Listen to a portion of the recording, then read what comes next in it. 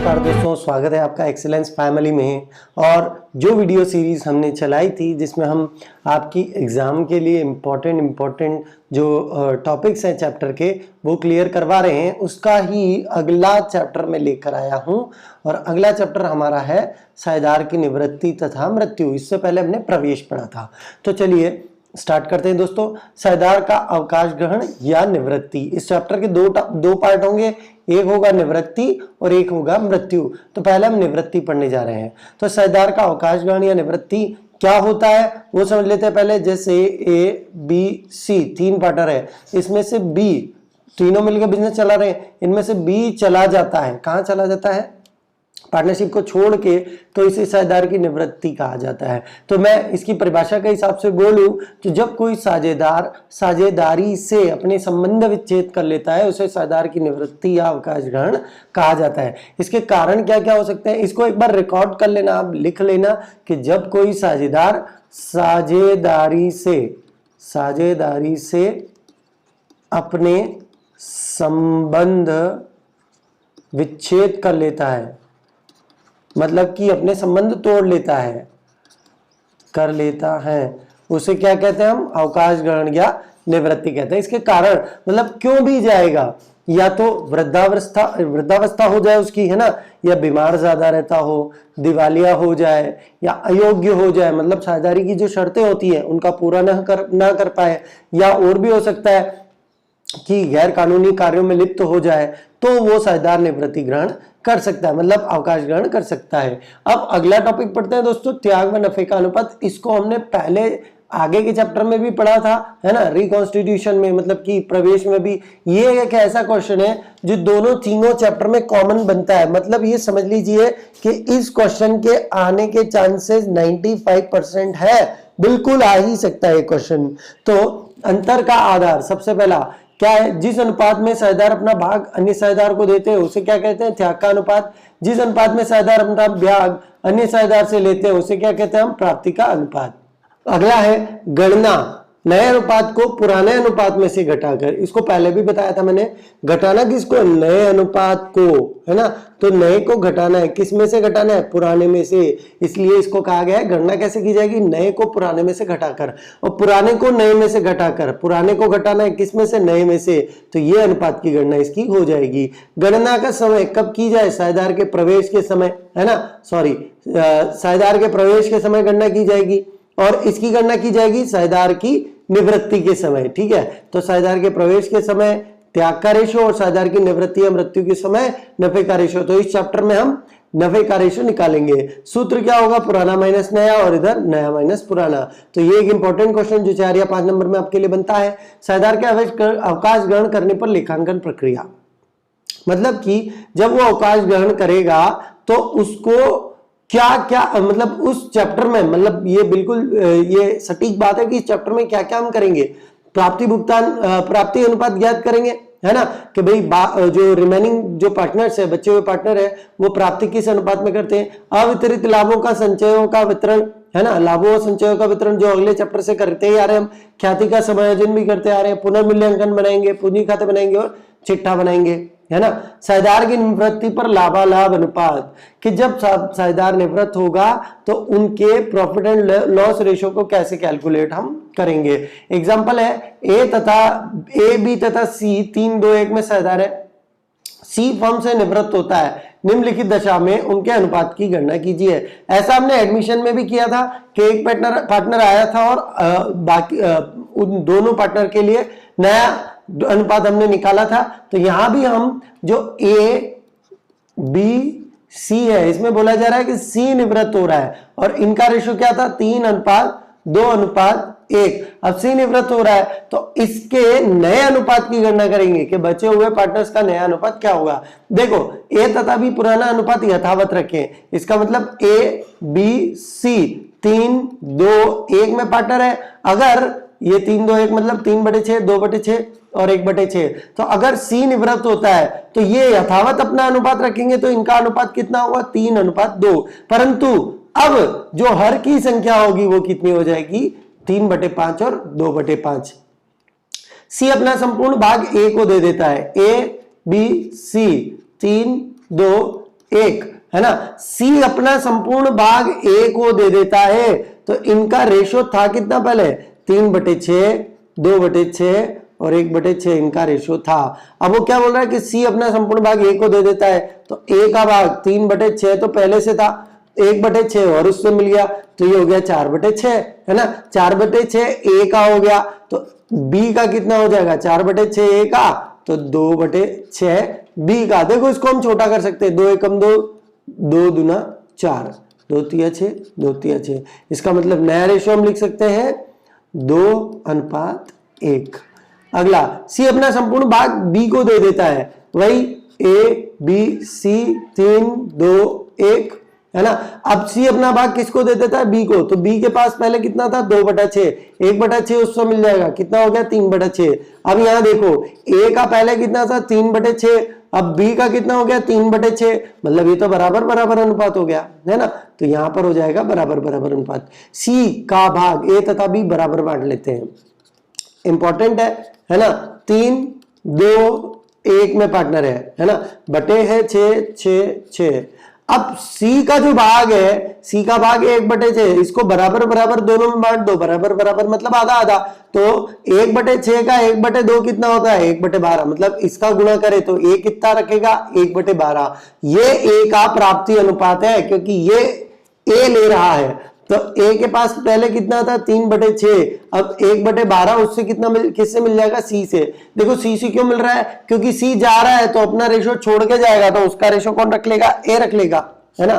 तो ये 12 6 प्लस 1 बराबर 7, 12 ए का नया। और बी की अगर बात करें तो बी का था 2/6 प्लस 1/12, उससे मिल जाएगा 12, 4 प्लस 1 5 12, तो नया अनुपात हो गया 7 12 5 12। सी का भाग ए तथा बी 3 1 में रखते हैं, ये इसकी लगभग आखिरी स्टेप 3 2 1 6 6 6। सी का अनुपात कौन रखते हैं, ये दोनों किस अनुपात में रखते हैं 1/3:1 में, तो सी के रेशो का 3 1 कर लो, 3 1 मतलब 3/4 और 1/4, तो ये वाला रख लेगा ए और ये वाला रख लेगा बी, तो ए 1/6 का 3/4 तो ए रख लेगा, है ना, मतलब 3/24 ये रख लेगा। तो ये देखो ये ए का गेनिंग रेशो है, गेनिंग रेशो मतलब सी छोड़ के जाएगा तो कौन लेगा उसको ए लेगा। ए कितना ले रहा है, गेन कितना कर रहा है 3/24, इसको आप छोटा भी कर सकते हो 1/8, है ना। तो ए के पास पहले कितना था 3/6 था, और या तो 3/24 लिख लो या 1/8 लिख लो, इतना और वो सी से ले लेगा, है ना। 24 ले सकते हैं, 6 चौक 24, 4 3 12 प्लस 8 3 24 3 15/24 तो ए का हो जाएगा। और बी की बात करें तो बी के लिए क्या था 1/6 का कितना रखेगा वो 1/4, ये बी की बात करें, है ना, 1/6 का 1/4 मतलब कि 1/24 बी रख लेगा। बी के पास पहले कितना था 2/6 प्लस 1/24, उससे मिल जाएगा 24, 8 प्लस 1 बराबर 9 24। इसका नया आया था 15/24, इसका नया आया है 9/24, 15:9 नया रेशो आ गया। तो ये दोस्तों हमने नए अनुपात की गणना की।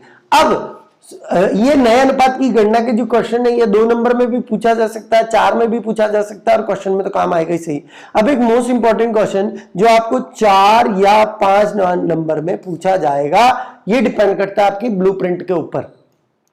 निवर्तमान साझेदार को दी जाने वाली राशि की गणना, कि जो साझेदार जा रहा है जैसे ए बी सी, तो मान लो सी अवकाश ग्रहण कर रहा है, तो सी को कौन कौन सी राशि और कैसे कैसे दी जाएगी उसकी गणना। देखो सी अब जा रहा है, ये फर्म में सी का अधिकार था, सी ने क्या लगाई थी कैपिटल लगाई होगी, तो कैपिटल लगाई थी मतलब फर्म में पैसा दिया होगा, तो नंबर 1 कैपिटल वो लेके जाएगा, है ना। कैपिटल कितनी लेके जाएगा, जितना बैलेंस शीट में था, जितना उसने बिजनेस में लगा रखा था। तो हम गणना कैसे करेंगे, इसकी गणना के लिए आपको कुछ नहीं करना है, एक पार्टनर्स कैपिटल अकाउंट बनाना है ना। Partners capital account A B C का पार्टनर्स कैपिटल अकाउंट बनाना है, और इसमें सी के हिस्से में जो जो भी चीजें आती है वही इसकी राशि होगी। देखो पार्टनर्स कैपिटल अकाउंट में आप कैपिटल लिखेंगे number 1, number 2 interest on capital, तो जो भी उसका इंटरेस्ट ऑन कैपिटल बनेगा कैलकुलेट करके वो भी देंगे। वेतन, अगर सी को सैलरी मिलती है चाहे मंथली या ईयरली, है ना, जो भी सैलरी मिलेगी वो भी जोड़ लेंगे। मतलब नंबर 1 कैपिटल जोड़ लेंगे, नंबर 2 आईओसी, जो भी पैसा देना हो वो भी जोड़ लेंगे, नंबर 3 सैलरी भी जोड़ लेंगे, साझेदार द्वारा दिया गया ऋण तथा उस पर ब्याज।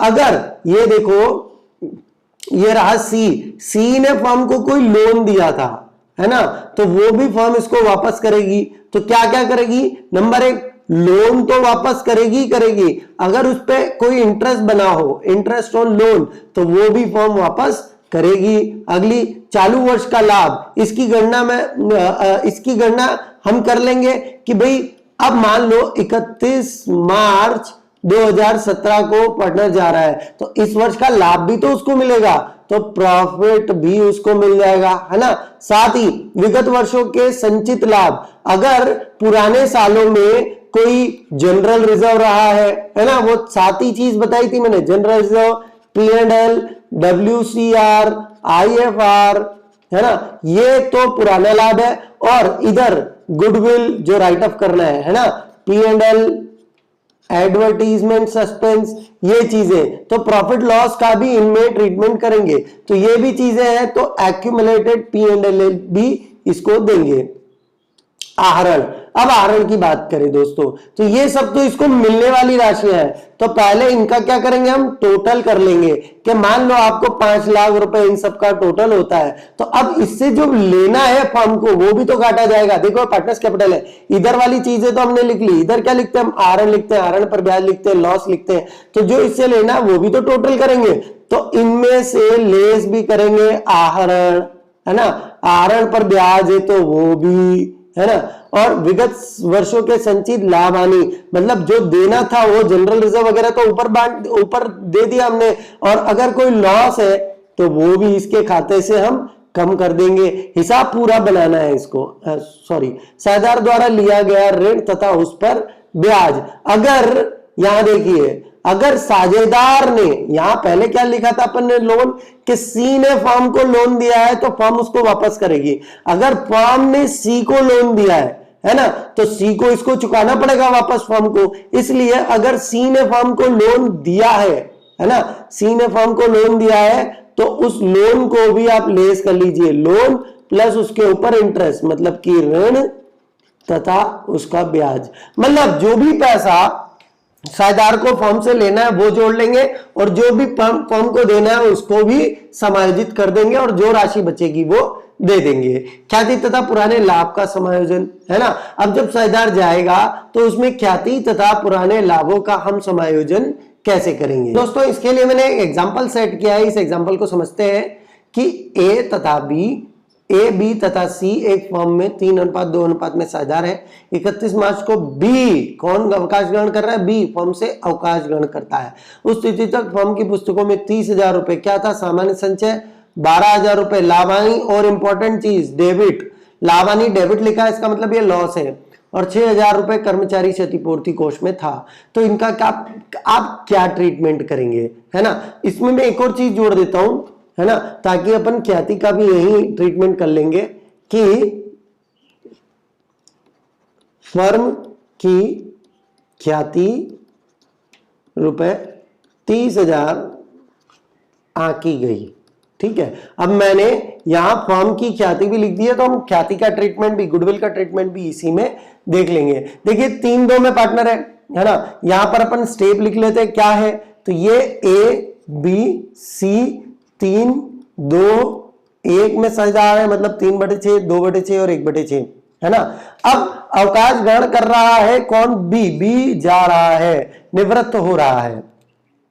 तो पहली बात, इसमें रेशो का क्या कैलकुलेशन, कुछ नहीं बोला है ना, कि कौन किसका अनुपात लेगा, कुछ नहीं। तो मैं डायरेक्ट यहां ए बी का नया तथा ए बी का नफे का अनुपात लिख सकता हूं। ए बी का नफे का अनुपात क्या, नया अनुपात क्या होगा, ए बी का नया अनुपात होगा 3:1। तो जिस प्रकार त्याग अनुपात के संबंध में कुछ नहीं बोला तो पुराना ही त्याग होता है, उसी प्रकार यहां कुछ नहीं बोला, स्टेप नहीं दी है, तो नया ही नफे का अनुपात होगा इनका 3:1। ओके, तो अब देखिए सबसे पहले हम ये जो पुराने लाभ हानि है इनको समायोजित कर लेते हैं कि 30,000 का तो सामान्य संचय है, लाभ हानि है डेबिट और कर्मचारी क्षतिपूर्ति कोष है 6,000। तो देखो सामान्य संचय का निपटारा जब हम करेंगे, सामान्य संचय, इसके लिए क्या ट्रीटमेंट बनेगा, अब ये पुराने पार्टनर्स में पुराने रेशो में बांट दिया जाएगा।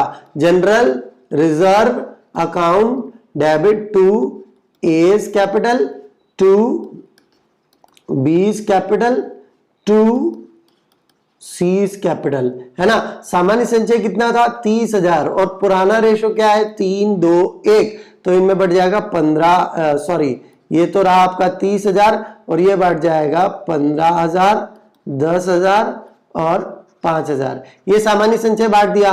अब एक लाभ हानि दिखाई दे रहा है और ये हानि है क्योंकि डेबिट है, तो 12,000 की हानि हम बांट देंगे, है ना।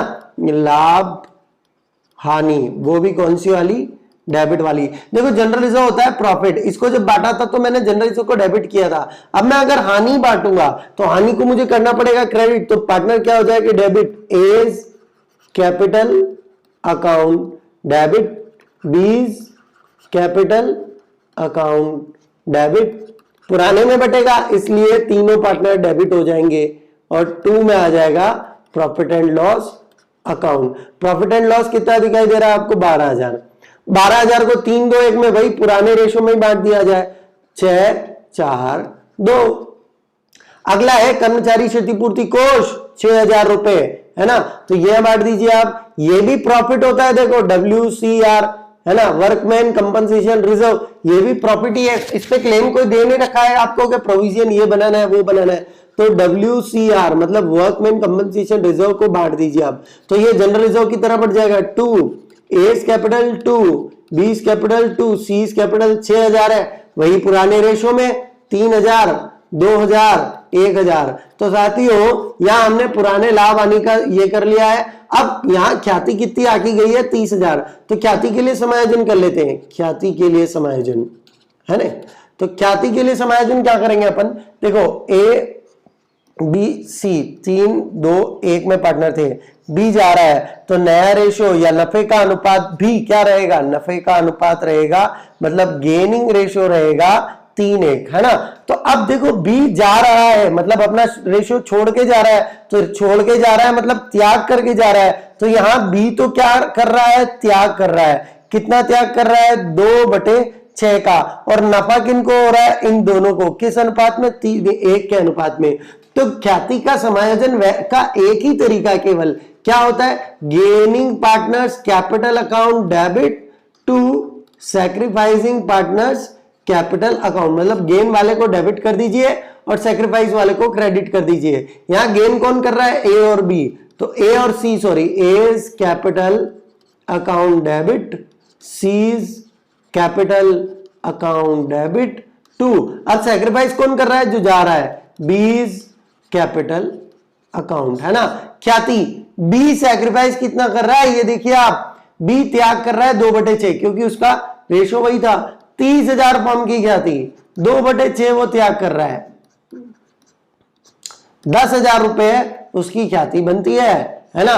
तो ये लो दोस्तों 10,000 रुपए इसको देना है अपने को ख्याति। देखो बी को ख्याति देना है, मैंने ये भी गणना अपन ने अभी अभी ऊपर की है कि उसको कौन कौन सी राशियां मिलेगी, तो एक चीज छूट गई है उसमें, सॉरी, ख्याति भी लिख देता हूं मैं कि उसको अपने भाग की ख्याति भी मिलेगी, है ना।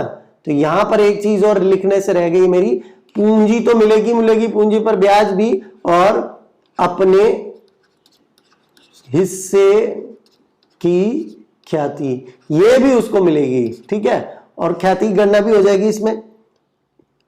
तो ये 30,000 इसको मिलेगी, जो 10,000 के हिसाब से कौन कौन देगा, ए और बी, और किस अनुपात में देंगे, इनका नफे का अनुपात क्या है 3:1, तो 7,500 और 2500 इनका अनुपात हो गया। तो ये ख्याति की गणना हमने कर दी दोस्तों।